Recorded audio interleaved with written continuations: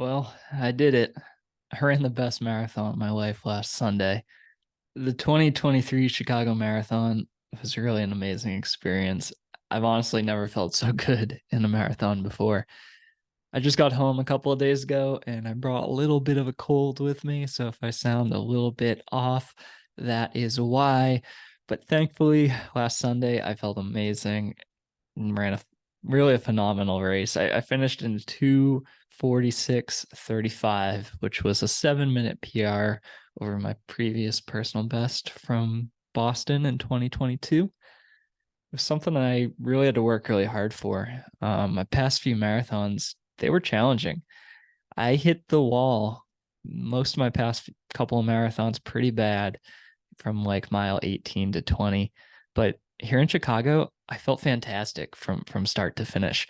The final 2 miles, in 24, 25 into 26 were pretty tough, a little tough, but really not that bad. I actually think my final 5K was my fastest split of the entire race, and I negative split Chicago by about a minute and a half, which I don't think I've ever done in a marathon before. I worked really hard for this one. If this is my crowning achievement in the marathon, I'll be happy with that. In fact, I had to revamp just about everything with my training to accomplish this goal. And in today's episode of the Knighton Runs podcast, I want to share with you how I achieved this breakthrough performance. And most importantly, I want to talk about how you can too. Before I get started, just wanted to let you know that you can download a free copy of my marathon training guide by going to my website, knightonruns.com/book. I'll send you a free preview edition of Run Faster Marathons, The Proven Path to PR. We've got 62 reviews on Amazon, an average rating of 5 stars. People really like how easy the book is to read. It's not a skimmer. You can read the whole thing, and you're really going to learn a lot that you can improve to become a better marathoner right away.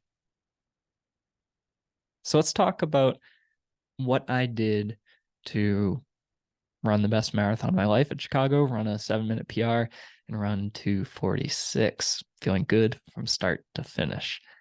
Like I said earlier, I honestly had to revamp everything with my training. First of all, is I made an effort, a very conscious effort, to consistently run high mileage throughout this training cycle. Around the birth of my daughter, a year and a half ago, my mileage definitely dipped. I previously would get up to like 70 to 80 miles per week when training for a marathon, but around the birth of my daughter, not surprisingly, I ran a good deal less, probably 40 to 60 miles per week. 60 would be great. I mean, often probably like 40 is what I would do. And not surprisingly, I didn't set that many PRs during this time period. Um, the benefits of running high mileage will stay with you. So if you're running higher mileage for a while and then you get away from it and you run less, you're probably not going to decrease your fitness that much. You can get by with less, but it's not realistic to think that you're going to continue to improve if you all of a sudden start running a lot less, right? And in my past few marathons, yeah, I was running a good deal less, maybe 25% or more less. And I struggled with hitting the wall in them for sure. But for Chicago, I really wanted to get back to my peak fitness, better than I've ever been before. I made it an effort to run 70 to 80 miles per week in my peak. And I think in my final peak week before tapering, I did 3 consecutive weeks that averaged to about 80 miles. In the month before that, I was averaging about 70 miles. So this was a lot for me and really good amount. I made it so that like a typical easy day recovery day for me was 10 miles, and getting into the double digits just on a daily basis was great for my endurance and great for my confidence. It really gave me the the confidence that I could run 26.2 miles without hitting the wall. I also made a really big effort to increase the length of my long runs. So I did 6 consecutive 20 to 24 mile long runs. Some of those were fast, some of those were slow, but 6 in a row, 6 weeks in a row, and I ate gels and I drank water in those just like I would on marathon race day. So I felt very, very confident after logging all those very long runs that, again, I would be able to run 26.2 miles on race day without hitting the wall. Building your mileage is the most important thing that you can do to become a better marathoner. It's not a stretch to say that the more miles you run, the better you're going to be. But you have to do it safely and patiently. So don't just see, oh, Chris was running 70, 80 miles, doing all these 20 to 24 mile long runs. I need to do that too. That's not the right answer. You need to gradually increase what you're doing from training cycle to training cycle. As a good rule of thumb, I suggest trying to increase your mileage by about 10 miles per training cycle, assuming you were successful and felt healthy with the amount of mileage that you did in your previous one. But that consistent adding of about 10 miles per training cycle, maybe that's 20 miles per week total that you're adding each year, that over the course of several years will make you a great, great runner. And you'll do it in a way that's safe and gradual, and you're going to see continued improvement along the way, and you won't plateau too fast when you do it that way too.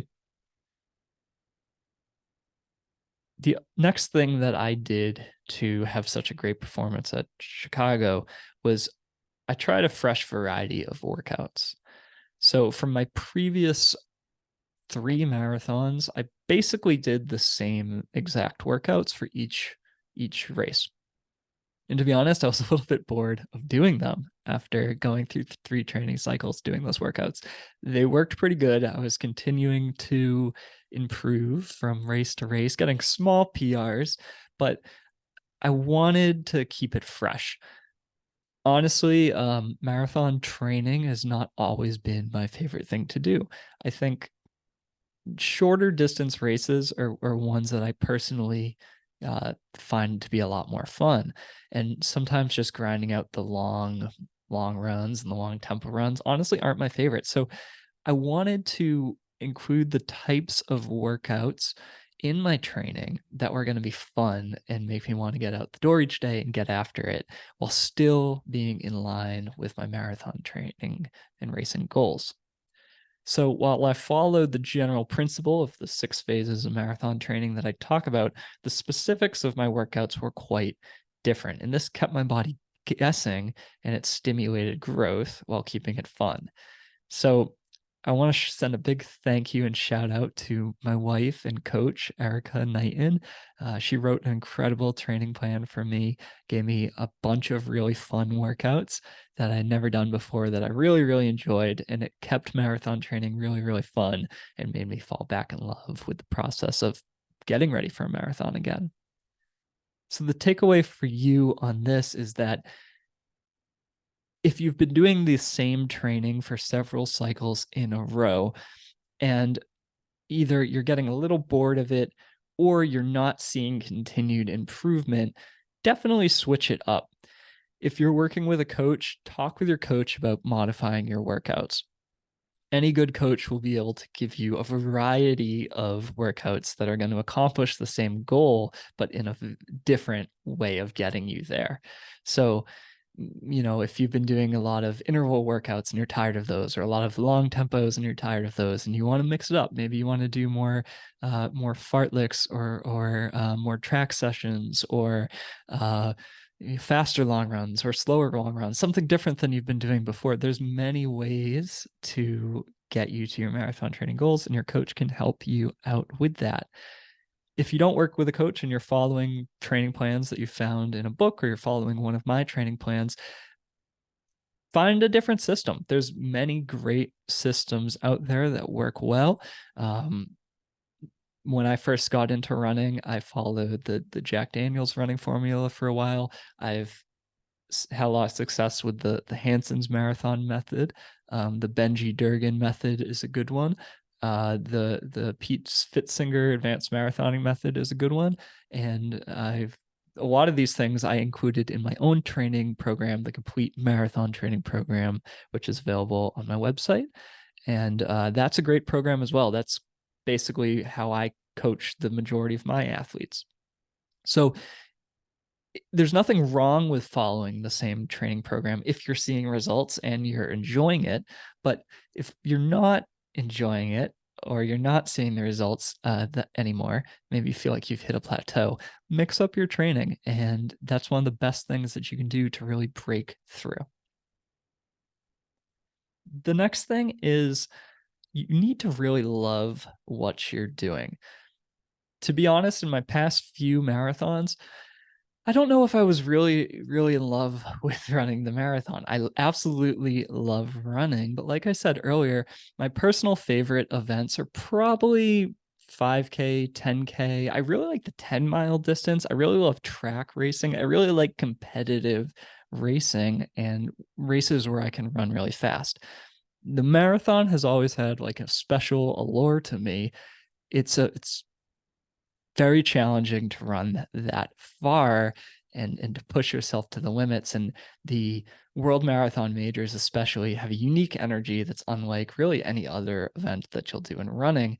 But marathons aren't super competitive. It's very hard to race a marathon. It's generally more of like a time trial effort where you're competing against yourself, doing your best, and the people around you, more so you're working together rather than actually competing with them. So it's, for 99% of people, running marathons is a very different experience than, say, something like racing a 5K. And I coach a lot of marathoners and am active in marathoning myself. But for the past couple of years, just being so involved in the marathon world, yeah, I got maybe a little burnt out on it at times. Wanted to do them, but like it wasn't the event that was really calling to me, if that makes sense. I was more interested in getting faster, being more competitive in shorter races. And that's where I was just finding fun and enjoyment.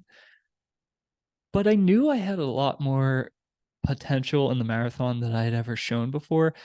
I knew, honestly, if I just had a good marathon training cycle and ran smart and practiced everything that I preach here at Knighton Runs, that I would run a great race. And honestly, yeah, I fell back in love with training for the marathon and racing the marathon to get ready for Chicago. You have to. If you don't love what you're doing, if you don't want to be doing it, you're not going to give your best effort. You're not going to dig deep when it matters most. Positive energy really does play a big role in how well you do. And when you want it deeply, when you really want to achieve something, if it's really important to you and you really care about it and you really want to do your best, you will. And, changing all these variables up made me fall back in love with training for the marathon. I remember I had a great workout 2 or 3 weeks before Chicago. It was 3 by 3 miles at half marathon pace with a 4-minute jog in between. Total run ended up, I think, being maybe about 14 miles or so, maybe up to 16 miles. And I ran it on a great route in the suburbs near where I live, in kind of some country-ish type roads. And the fall season was just starting to turn. It was a great morning out on the road running, and it was just so fun and so cool to be out there and do a big workout like that. And I remember just feeling so good and so strong and so proud of myself as I was doing it, but then also after, and just thinking like, wow, that was a big run, and that was something I did on my own, just in training. Felt great. I can't think of anything I would have rather been doing that morning than that run. And that kind of workout, it gave me the confidence to get after this marathon and know that I could do great there, and knew that honestly nothing was going to stop me as long as I did my best and ran smart. So I fell back in love with the process. And I think the takeaway here is you really need to love what you do. You'll be so much more successful in any endeavor, whether it's your running or your work or an aspect of your life, if you are excited about it and you want to be doing it. Okay. Find what you love and follow that path. It may look different than the path of others, and that is okay. There are many, many different ways that you can enjoy running, and you don't need to do anything or follow a certain path just because your friends are doing it or other runners are doing it, or you see people on Instagram doing it. There are many, many different ways to chase after your running goals, and do it in the way that inspires you, in the way that you love. Don't feel obligated to do something if you don't want to. The next thing is looking for little ways to improve. This was my 7th marathon, and I've been coaching athletes to run faster marathons and run with more confidence for years. But there's always things that you can improve, and there's at least 5 different things that I really revamped in preparation for the Chicago Marathon. What were those things? Well, I worked with my coach, my wife, Erica, and yeah, we found 5 different things that I think helped me run a better marathon. So the first thing was I've been doing all of my races since 2019 in the Nike Vaporfly. And I stopped using them this training cycle. I changed my shoes. I switched to the Saucony Endorphin Pro 2, which is a shoe that I'd been training in for a long time, but never did a race in. And I switched to them because I was struggling with cramping and muscle soreness in my marathons where I wore the Nike Vaporfly. And every time I tried to wear the Nike Vaporfly in long runs, like 20 or longer, 20-mile or longer long runs, I would get that same soreness and that feeling of cramping coming on.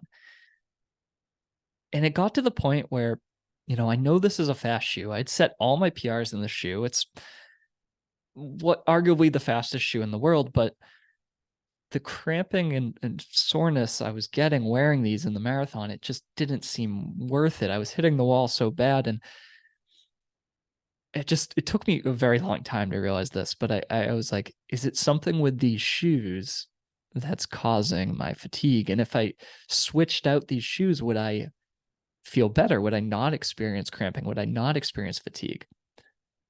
So I switched to the Saucony Endorphin Pro 2, and I never experienced cramping in my long runs. I didn't experience it in my marathon. I felt great wearing these shoes. They feel much more like a normal shoe. They don't feel like a silly trampoline like the Vaporflies feel like. And I was able to run just as fast in them over the marathon distance as I was wearing the Vaporfly, but with no soreness and no fatigue. So don't get stuck in your ways. Just because you've been doing something for a while, it doesn't mean that you have it completely dialed in. If you can identify any sort of problem with your running or training, maybe there's a slight variable that you can change, like the shoes. I just assumed that these were the best shoes and they were the best shoes for me. But after several years, honestly, of experiencing this cramping and fatigue problem, I decided, hey, let's change this one variable. Let's get rid of the shoes. And I felt so much better. So that's the first thing that I did.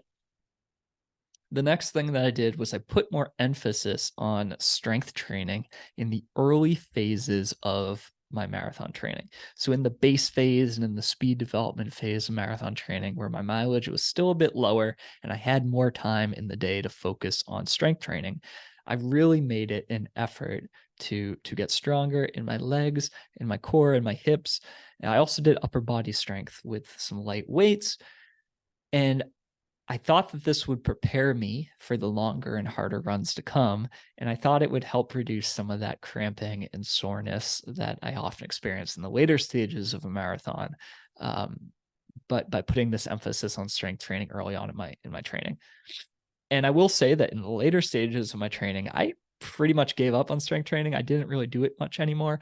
I got to a point where I was running 90 minutes a day to 2 hours per day, which is a lot. And honestly, I didn't really want to make the time to put in any additional strength training. But I think that is okay, because running is the primary thing that's going to make you a better runner. And if you build the strength early on and you can then carry that through the remainder of your training, you're going to be just fine.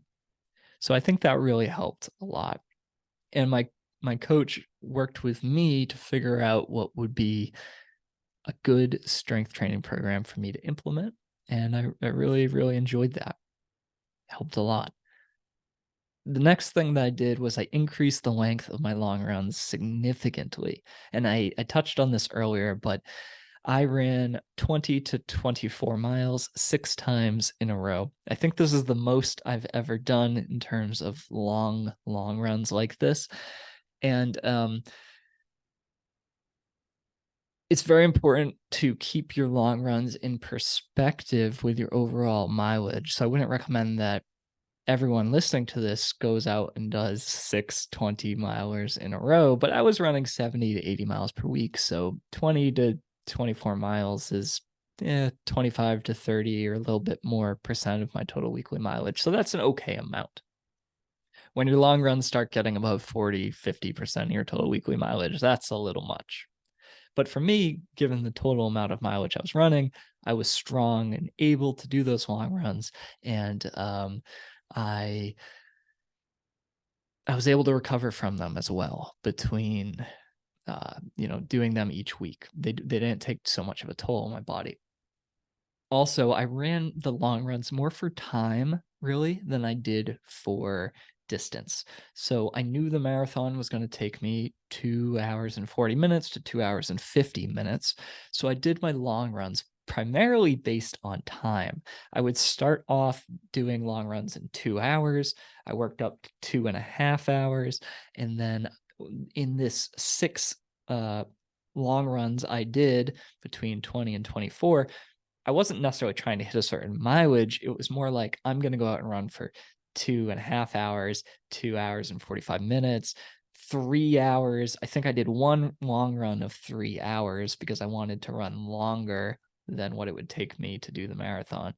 But I found this was really, really helpful to do 6 long runs for the amount of time it would take to run the full marathon and cover close to the distance of the full marathon. Again, keep in mind, I ran a 2:46 marathon. My long runs were 2.5 hours to 3 hours long. So it was about an equivalent amount of time. If you're looking at running a 3:30 marathon, a 4-hour marathon, a 4.5-hour marathon, I don't necessarily recommend you go and do a bunch of long runs that are 3.5 hours, 4 hours, 4.5 hours long. Long runs over, let's say, 2.5 hours are extremely taxing on our bodies. We're not going to recover from them as quickly. And there's kind of diminishing returns. Marathon training, when I guess you can run under 3 hours or close to it, you kind of have the luxury of, okay, you can kind of run the amount of time it's going to take you to do the marathon in training safely and regularly. But when you're looking at doing a slower marathon than that, you can't really quite do that. It's not quite the same. So you need to approach your training in a slightly different way.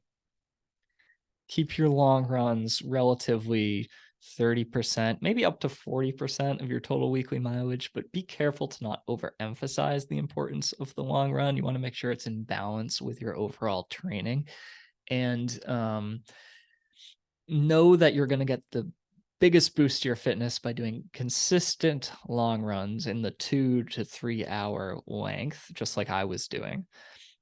And kind of like how when you do interval training, you do, say, 3 by a mile at 5K pace, and then magically on race day, you're able to run 3 miles at 5K pace. when you're training for a marathon, you might do 16 miler one week, an 18 miler one week, 14 miler the next week.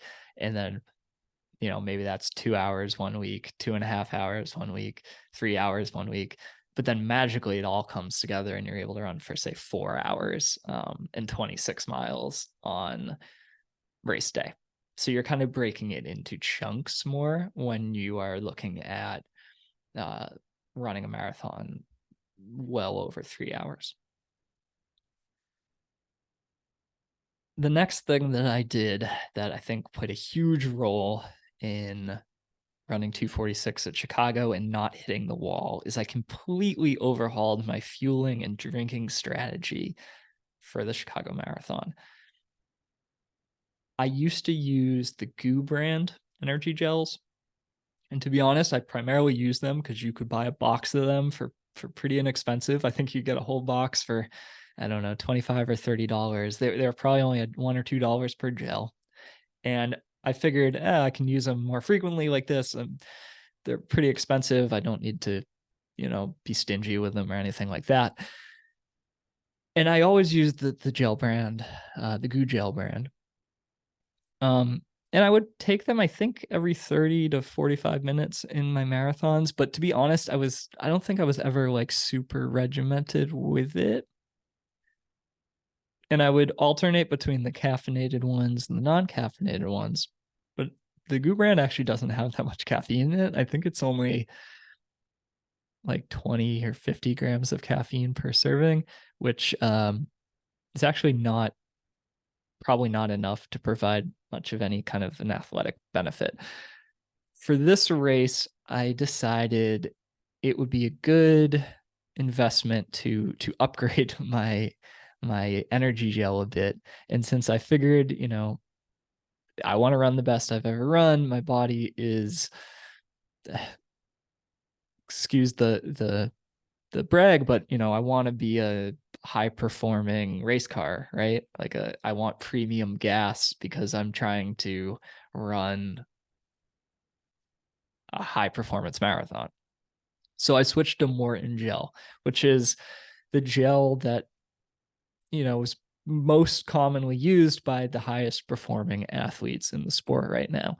And it's really like rocket fuel. It's premium gas, right? For like Ferraris. But if you're trying to be that on race day, I think it's beneficial to get the best fuel for you to perform best on race day. So I switched to Morton and I felt amazing with it. Everyone is going to feel different on different fuels.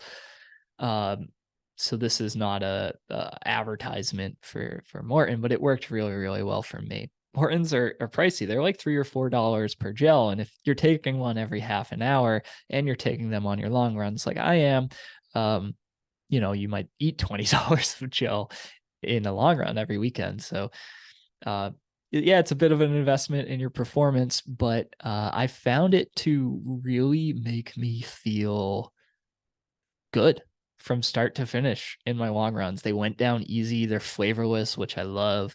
And I just committed to taking one every 30 minutes in any long run over 90 minutes. So in a 90-minute long run, I'd take one at 30, I'd take one at 60.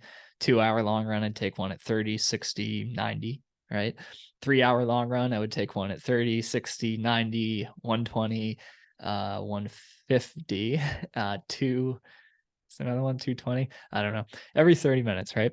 And I would try to drink regularly along the way.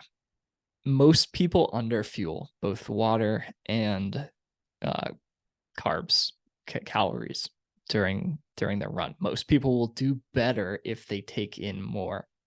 So I made a huge effort to do this and to train my stomach to handle it throughout training so that I would be able to perform my best on race day.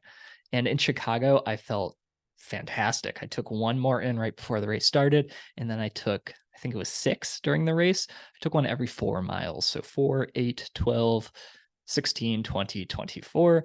And I took water from every single aid station, 20 aid stations or so, every mile roughly. And I would alternate between water and Gatorade. I felt fantastic throughout the entire race. I had tons of energy. It didn't feel like too much fuel because I had practiced doing this throughout my training on all my long runs. By mile 24, my stomach was actually starting to turn a little bit. I was feeling a little sick to my stomach. Maybe that's because I was eating and drinking so much during the run. Maybe it was just because it was the end of a marathon. Ultimately, it didn't really affect my performance at all. I was glad the race was over when it was. But yeah, I felt good eating and drinking that much. And now I have a system that works. I know it works, and I'm going to use this in future marathons. Most people listening to this are probably under fueling. That would be my guess. If you think you might be, you probably are. If you're only taking a gel every 45 minutes, every hour, less than that, you're definitely under fueling. If you can train yourself to take more energy in during your long runs, during your races, you will perform better. And this was a huge thing that I did to run to my potential in the marathon. It's so important in the marathon to eat and drink along the way. The next thing that I did, the final thing that I did that I think really helped me run my best in the marathon is, for the first time in my life, I strategically carb loaded before the race. And I generally eat a pretty high carb diet. I've been vegan for most of my life, whole foods based primarily, eat very healthy, eat a lot of carbs, wheat, rice, oats, eat oatmeal for breakfast almost every day. But I never specifically carb loaded or intentionally carb loaded before a race. And I want to give a shout out to the marathon nutritionist on Instagram, Christy Bauman, who taught me about carb loading and how to do it correctly. She's a running dietitian. She's at marathon.nutritionist on Instagram, so you can check her out. And basically, what she taught me is that I should be eating 500 to 550 grams of carbohydrates in the final 3 days before my marathon. And that if I did that, I would have a really big improvement in my marathon. I would perhaps be able to run 2 or 3% faster and avoid hitting the wall. And I think it worked. I really do. I tracked my carbs that I was eating for the 3 days before the marathon. This is not something I've ever done before. And I was actually surprised. It's a lot of carbohydrates, even for someone who eats a high carbohydrate diet like I do, to actually track it and ensure that you're getting that many carbohydrates. It's a lot. Just as an example of what I ate 3 days before the marathon when I was still at home and cooking for myself, I think for breakfast I had a big bowl of oatmeal with syrup on it for added sugar, banana. I started eating rice cakes for snacks in between meals. For lunch, I believe I had white rice, like two cups of white rice with a little bit of vegetables and I think tofu. And for dinner that night, I got a baguette from the grocery store and made like a vegan meatball sub. But mostly just wanted to eat the baguette because I had like a huge amount of carbs. And I was tracking, and then I had ice cream at dinner to get like my final 50 carbs for the day. It was a lot of carbs, and kind of amazing how many that it seemed like I was supposed to take per this guidance to run my best. Honestly, the first day of doing it, I felt like this is kind of a lot. Like I'm not even hungry enough to eat this much. And then the second and third day, I was traveling and I wasn't counting the carbs as accurately because I was traveling for Chicago and it was just a little harder to do that. But I still probably ate close to about 500. But it was a lot. And honestly, I was like, "Ooh, am I eating like too much before the race? I'm feeling kind of like bloated and like, I'm forcing down food to like get the carbs. Is this bad?" But you know what? I felt great on race day. I had tremendous energy. I didn't hit the wall at all for the first time. My final 5K was my fastest of the day. And I think it worked. I honestly think it worked. There's definitely some refinement that I can make for my next marathon with how I approach the carb loading. I've learned kind of the process now and have a general sense of like what I need to be eating to do it effectively. But I think it really, really helped. And, in 7 marathons, that's something I've never really intentionally done before. So, um, these are things that you can learn. And if you do one or two of these things every training cycle and you add it to your regimen and you find benefit from it, within a few training cycles, you're just going to be a phenomenal marathoner. You're just going to get better from race to race to race. Don't get stuck in your ways. There's always opportunities to continue to improve. I mean, this was my 7th marathon, and I feel like I got tremendous improvement by switching my shoes, by putting more emphasis on strength training, by increasing my long runs, by overhauling my fueling, and by carb loading strategically before my race. Those are just 5 things that I did. You don't necessarily need to do all 5 of those things before your next race, but pick 1 or 2 or something else that you think that you can improve on, and, make that a focus, and it will help you a lot.